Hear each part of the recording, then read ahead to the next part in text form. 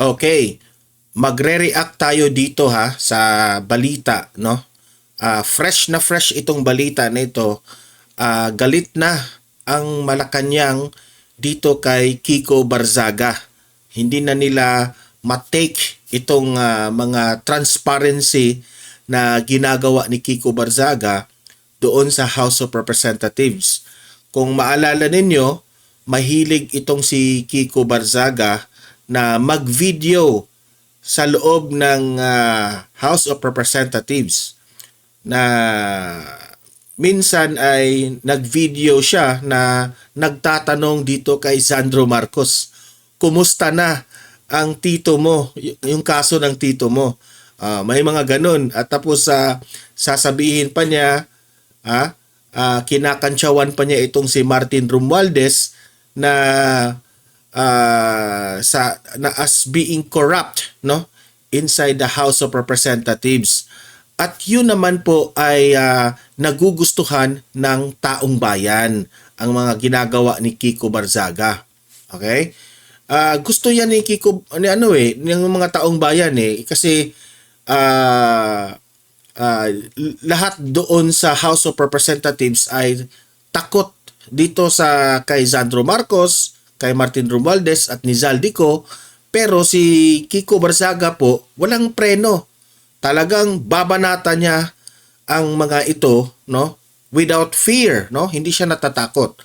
So ngayon, binalita ito ng News 5 2 hours ago na ito raw si Kiko Barzaga dahil sa galit siguro ni Bongbong Marcos sa mga pinanggagawa nito, tatanggalin bilang AFP reservist.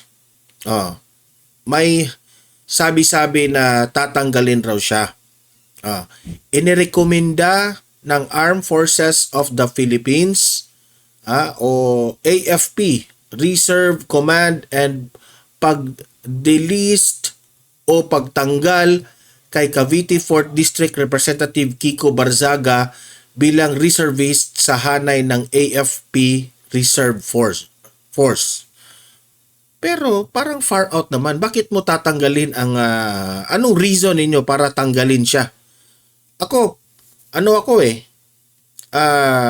reserve rin ako kasi nakapasa naman ako ng ROTC nung college ako.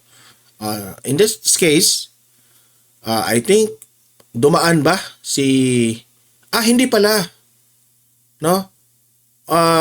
Pareha pala ito ng ginawa ng mga artista. Okay? Na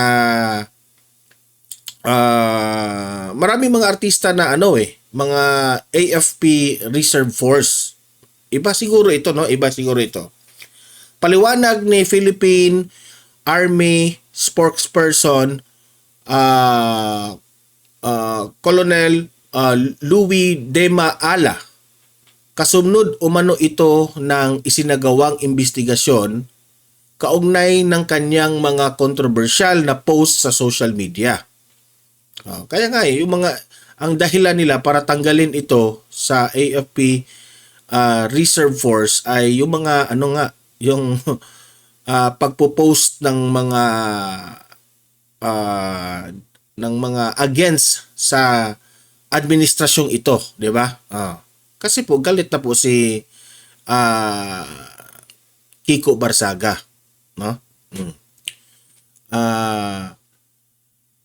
Kabilang din umano rito ang mga pananalita ng kongresista na nag-uudyok na makikiisa ang AFP, Philippine National Police at mga reservist sa isinagawang malawakang kilos protesta noong September 21.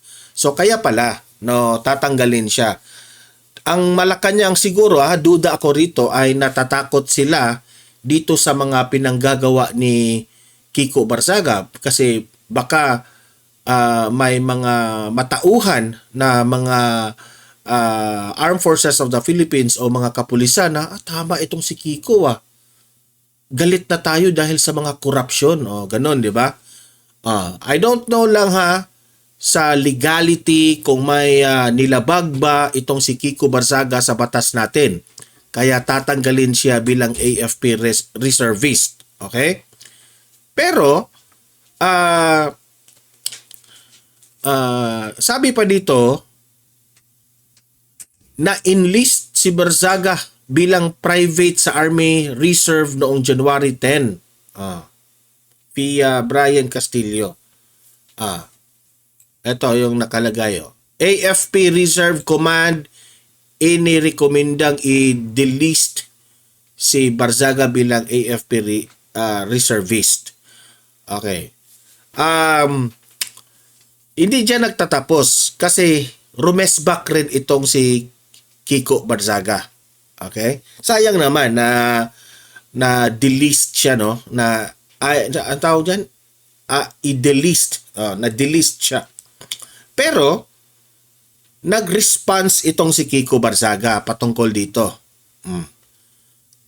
Kasi duda ko rito, ang Malacanang medyo nagpanic na rin sila sa mga pinanggagawa ng pinag-post ni Hindi iyan magpo-post si Kiko Barzaga kung hindi siya galit dito sa style of government, style sa ginagawa ni Bongbong Marcos, di ba? GMA News ito tingnan, pahayag ni Cavite Representative Kiko Barzaga kaugnay ng pag-alis sa kadya ng AFP Reserve Command bilang reservist. So nag-post kaagad itong si Kiko Barzaga sa kanyang Facebook. Ayan, anong post niya? Tingnan nyo. Ayan. Rumisbak kaagad. Congressman Kiko Barzaga, Marcos can remove me from the Philippine Reserve Forces, but he will never remove my desire to fight for the Filipino people. Philippines versus Marcos. Hashtag Philippines versus Marcos. Hashtag people power. Yan. So, nakikita natin yung passion ni Kiko Barzaga sa bansang Pilipinas. Okay? Para sa akin itong mga kinakampihan pa nga ito ni Ruben Padilla dati na itong ginawa ngayon ni Kiko Barzaga is isa lamang po ito sa tinatawag nating freedom of expression. Baka nakalimutan ng Malacanang o ni Bongbong Marcos na demokrasya po tayo. Okay? Huwag kang magdidikta.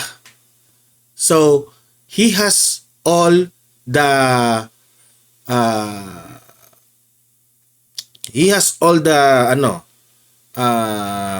anong tawag doon? May kanya-kanya tayong buhay dito sa bansang ito na kung hindi na natin nagugustuhan ang pamamalakad mo, Bongbong Marcos, we can always express. Di ko lang alam kung nagkamali ba si Kiko Barzaga dito sa pag-iinganyo ng mga kapulisan at mga AFP. Di ko lang alam kung tama ba yan, kung illegal ba yan. Ang sa akin lang, sometimes itong representative na ito ay dahil sa pagmamahal niya sa bansang ito at sa kanyang constituents. Remember, they are representatives. They are congressmen. They represent for the people. Nagprepresenta sila sa kanilang piniprepresent dyan sa sa house. So kung ito lang sa totoo lang, si Kiko Barzaga lang ang gumawa ng kung ano ang gusto ng kaniyang constituents, ginawa niya, di ba? Kung papipiliin ako, doon na lang ako kay Kiko Barzaga compare dyan sa mga ibang mga congressman. Ano ginagawa ng ibang mga congressman dyan? Kahit alam nila na nagagalit na ang mga ang kanyang mga constituents, no? Dito sa malawakang korupsyon, wala pa rin ginawa ang congressman. Suporta pa rin ang suporta dito kay Martin Romualdez. Ganun ba? Itong si Kiko Barzaga, alam niya ang kanyang mga constituents galit kay Martin Romualdez. Siya rin, ipinakita niya sa kanyang constituents na galit rin siya through posting, through expressing sa Facebook. Wala namang mali sa kanyang hindi naman siya nagiging violente itong si Congressman Barzaga. Pero I would advise Kiko Barzaga na iwasan siguro yung mang-iinganyo ng AFP at yung mga kapulisan. Okay? Kasi po, duda ako riyan, baka pumalag si Bongbong Marcos kasi baka may nakita silang labag sa batas. Okay? Iwasan mo na lang, Kiko, no? Yung sa AFP at sa PNP. Ang sa atin lang, let's express sa ating galit sa mga nangyayaring korupsyon sa bansang ito. Na sana kung hindi pinirmahan ni Bongbong Marcos itong 2025 budget, kung sana binasa niya itong budget na ito at hindi niya inaalaw yung mga insertions, at binabantayan nila itong mga ghost projects at mga substandards na mga projects ng flood control, hindi sana nagkaganito. Maganda na sana yung mga roads and bridges natin. Diba? At isa pa, nasayang yung pera dahil napunta lang sa bulsa ng mga buwayang mga congressman at kung iba pang mga politicians dyan. Ang laki na sanang tulong itong pera na ito sa mga may sakit na namamatay ang mga Pilipino dahil walang pambayad sa hospital. Actually, ang mga tao sa Pilipinas, yung mga na-hospital, hindi naman sila namamatay sa kanilang mga sakit. Namatay sila dahil wala silang pambayad sa hospital. Yan ang totoo. At itong mga government officials na ito, nakaw pa rin sila ng nakaw ng pera ng taong bayan. Instead na maawa sila dito sa mga namamatay nating mga kababayan dahil walang panggamot, walang pambayad sa hospital. Pero si Zaldico, kahit saang sulok ng bundo, pwedeng magpa-hospital. Diba? Tapos ngayon, magagalit kayo dito kay Congressman Kiko Barzaga? Diba? Ang tao na matino na nagagalit dahil sa mga korupsyon, yun pa ang pinaparusahan ninyo. Pero yung mga ibang mga government officials dyan na mga kawatan, mga magnanakaw, wala kayong ginagawa. Ganyan yung administrasyon natin ngayon. Hindi ba kayo nahihiya? Tinatanong ngayon si Martin Romualdez dito sa malawakang anomalya sa flood control projects. At hindi lang yan sa flood control projects, sabi ni VP Sara. And remember, this Martin Romualdez is the cousin of the President of the Philippines. Kung sasabihin ninyong delikadesa, yung host, anchor sa Abante na tinawag niyang delikadesa itong si Senator Marcoleta. Itong sasabihin ko sa iyo. Yung presidente mong si Marcos, may delikadesa ba? Dito kay Martin Romualdez? Kasid niya yan, pinsan niya yan. Bilyon-bilyon ang issue niya. May delikadesa ba ang presidenteng Marcos? Ikaw, host ng Abante, si Malo Dalisay, Huwag kang masyadong magmamagaling. Wala ka sa katiting ni Marcoleta.